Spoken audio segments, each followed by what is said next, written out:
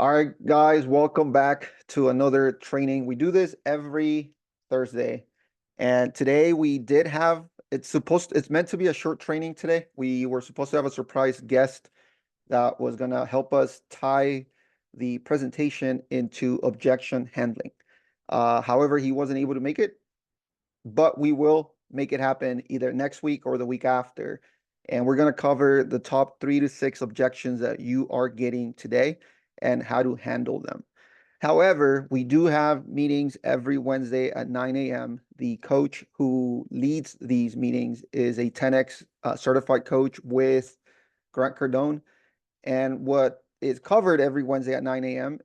Pacific time is objection handling, role playing. So if you want to get better at the sales process, if you want to know exactly what to say to come on objections, this is the call that you want to be in. So we're going to get started with today's presentation. If you have questions, just please drop them in the comments. Feel free to unmute yourself as well. And let me make this presentation. How's it going, Lance? Good. How you doing? Good, good, good. Good to see you. Good. All right, let me present.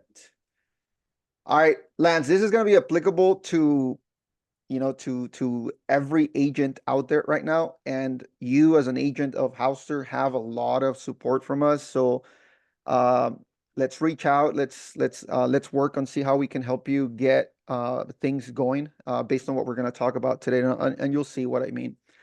Okay. Today's training is basically how to get people to say yes, right? As an agent, you want buyers to say yes to you. You want sellers to say yes to you. You want to be able to persuade people to work with you. What do you bring to the table besides the value and how you convey that value to your audience? Is very important that you use keywords and you use very specific language a lot to make sure that they do say yes. Why is that important? Well, if you want to earn more money, if you want to make more commission, you have to be able to come across with a powerful message, right? So we are working on a very specific training right now with Alfred Galvan. He's the 10X coach certified I mentioned earlier. And we are building a course specific to how do you handle a listing presentation? What are the things that you need to do to prepare for that listing? What listing template Alfred uses to close more deals, get people to sign contracts? And what are the things that he does prior to getting to the listing presentation, during that listing presentation, and then also what he does after that gets him a very high conversion rate from phone call all the way to a closed contract. Okay. So why is this important to you? Well, we talked about buyers and sellers, but honestly, when you use persuasive language, you can use it across multiple platforms, right? Let's talk about your social media. How can you improve your social media bio to be concise, consistent, and to talk to the right audience? Are you a first-time home buyer expert, right? Are you only working with sellers? What are the things that are going to stand out from what you do versus everybody else, right? And really, how do you come across someone who knows what you're talking about, not only on your profile, not only on phone calls when you're talking to buyers or sellers, but also one of the things that we continuously push is video marketing, right? How do you get your videos to come across more confident? How do you make sure that you are talking to the right people? And how are you going to deliver that message so that there is actual content to be consumed? Okay. So, for example, we're going to talk about 3 ways you're going to be able to get better. And Lance, again, this is how we can help you. Rely on our team to help you push your business. One of the things that you have to take into account when you are talking to people are the difference in words that you use. As an example, and if you want a link to the video where we took this information from, comment video, we'll send it to you. It basically talks about a quick example of kids, right? They a bunch of researchers took a group of 4 to 5 year old kids and they had a messy room, and of course they asked for help to clean up. And the question was, can some of you, or can you guys help us clean this room? And the amount of people, or the amount of kids that raised their hand and actually started taking action, was not as high as expected. However, what they did is they changed the word, can you help us clean the room, to, would you like to be a helper? So changing the word from help to helper increased conversion, right? And we talk about conversion because we talk about sales all the time. It increased conversion. Sorry, we have a lot of messages coming in. It increased conversion up to a 50%.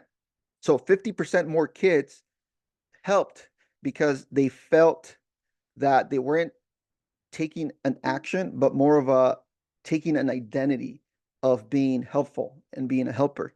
And there are a few more examples within the change in words. For example, voter, right? When the word vote versus voter is used, that ER at the end has actually shown to get 15% more people to show up at the voting polls, right? So how can you get more people to raise their hand when you're doing a video? How can you get people to want to talk to you when you're on the phone with them, or when you are just out and about and all of a sudden a real estate conversation happens, right? What kind of words can you start substituting in order to get people to take action and for you to be more persuasive? So small changes and difference in small words that you can use across your social media profile, in your bio, conversations that you're having, are gonna make a huge difference. You may not get a full 100% difference, but even if you can increase your conversion ratio from, adding another 15, 20%, it still really helps you. Plus, if you start to get used to using these type of words, they're gonna get more and more common in your language, and you're gonna be able to convert more people and be ready all the time. And this goes back to what we talk about always, which is practice. We have meetings every Wednesday where we practice objections, where we role play objections, where we role play conversations. If you're not practicing every day and these conversations happen and these questions pop up and these objections pop up, you're not going to be able to go through that conversation. A lot of times, sometimes you get on a call, you have a conversation, a few objections were thrown at you, and then what happens? You hang up the phone, and then you start thinking in your head how many times or how many different ways you could have answered that question. When you practice objections and when you do it with people who are doing the same thing as you, who are like-minded like you're going to get better and you're going to be ready for those conversations. The worst thing that you want to do is being in front of an opportunity and miss it because you didn't know what to say. Knowing what to say is different from knowing what you do know, right? Think about it. You do know a lot about real estate, but the questions and the way you answer those questions and the way and the things that are in people's mind right now, it may be that you need a different approach in order to get more results. Being in rooms in communities like the one I mentioned, and if you want access to that, remember, go to join.realclosers.com, and you get access to that Wednesday meeting. You get access to a lot of other things as well. But being within that community and practice, and even if you're not with us, right, you could practice this with other agents. If you're going into an open house and you bring your loan officer with you, rehearse some of the most common questions that people come through with the open house. And the more you know, the better you're going to be able to handle those conversations. The next thing we're going to talk about is how you present yourself, right? Some of us are new, some of us are experienced, some of us have a lot of knowledge about real estate. But at the end of the day, is how you show yourself, which is going to be the difference between someone who is going to be able to get their message across versus someone who is just going to be not getting results at all, right? Think about it this way, and we're going to try to tie this into real estate. So showing confidence. We all know Donald Trump, right? Uh, whether you like him or not, uh, the way he talks, he's very assertive, and he's basically saying, this is what we're going to do. This is how we're going to do it. And these are the results we're going to get. When you're talking to a seller, right? And take it from a lot of different content out there, read some articles, listen to some podcasts. But when you sound assertive, for example, when you're on the call with an expired, and I've heard this many times, and I've heard this many times from a few agents already, how they come across. And what one of the things that they say is, or when they start the conversation is, I'm super confident that your house should have sold. If you allow me a few minutes, I can stop by and I can show you what I can do, right? Not what the other agent did different or what they did wrong, is what you can do and get that appointment. Being assertive, being, you don't want to sound cocky, although a lot of people that are like that will probably sound like that, but they do get the results that they want. So when you're jumping on the phone with a buyer, yes, I can help you. I'll connect you with the best loan officer that we work with all the time, and we can get your specific case worked out, your specific scenario worked out. We'll be able to support. Get that client. Do not put doubt into that conversation. So being assertive versus just wandering around the conversation is going to be the difference between getting results or not getting any results at all. So being able to show confidence is super important when you present yourself, whether you're doing it on the phone, you do it on video, or you do it in person, right? And of course, one of the things that we keep saying is video, video, video, video. Take advantage of video marketing. Record yourself talking about a subject. Interview a loan officer. Interview a local authority in your area of work. Bring more value to your audience. Be confident about the fact that you know more than your audience, because at the end is one of those things that prevents us from taking action, is that sometimes we feel like we don't know enough, right? Google it. It's called imposter syndrome. And however, you have to think about it this way. You will have more knowledge than a buyer if you are in real estate. If you feel like you don't have enough experience, there's a lot of content out there that can get you that confidence. Make a few calls. If you don't know what to say, again, we have those weekly meetings where you can jump in and role play with us. Role play, role play, role play will build up that confidence. The more confidence you show, the more results you're going to get. Now, lastly, one of the things that I need to work on is filler words. When you talk too fast, sometimes you add filler words. Um, um, and it could come across as if you do not know what you are talking about. Replace filler words with pauses. Going back to video, we mentioned the fact that when you're doing video, sometimes you do talk too fast. We just want to get it done, and therefore we fill empty spaces or gaps with we're going to do this, we're going to do that, and it could come across as if you do not know the subject matter. Eliminating filler words within your language could be the difference, that where that message comes across with a little bit more power, right? So turn actions into identities, be more confident, eliminate filler words, implement this in different activities that you do as a real estate agent, when you're making calls to sellers, when you're making calls to buyers, when you're having conversations either on the phone or in person, when you are doing video. Go through your social media profiles, update your bio, look at what other agents are doing, and just copy it. We do have a document that breaks down how you can implement a better bio for things like Instagram, Facebook. where the right keywords are used for an agent. The right keywords are used for the message, for what you do. If you guys want access to that, just comment bio updates or bio, and we'll send it to you. The training today was meant to be short because we were supposed to get a surprise guest speaker today. We were going to tie in objection handling with persuasive language. Unfortunately, he was not able to make it. He had to go to an inspection today. We are going to try to get that within the next week or two.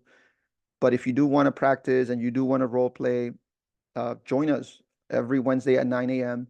And if you go to join.realclosers.com, we do have additional support and additional content that can help your business get a little bit, better.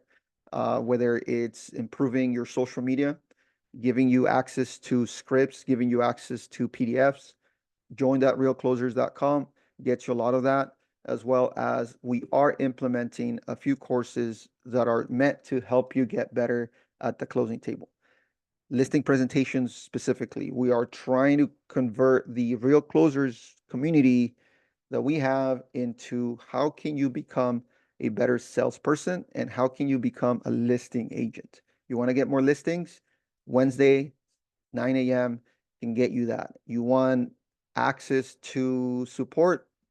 That meeting can be that as well. There's a lot of questions that pop up right now, a lot of objections that tie into, I already have a listing, what do I do with it? I already have a buyer and he's not really moving forward with the process. I got ghosted. What happened? Wednesdays at 9 a.m. are really good meetings. And if you guys need support, again, go to support@housester.com and we'd be more than happy to help.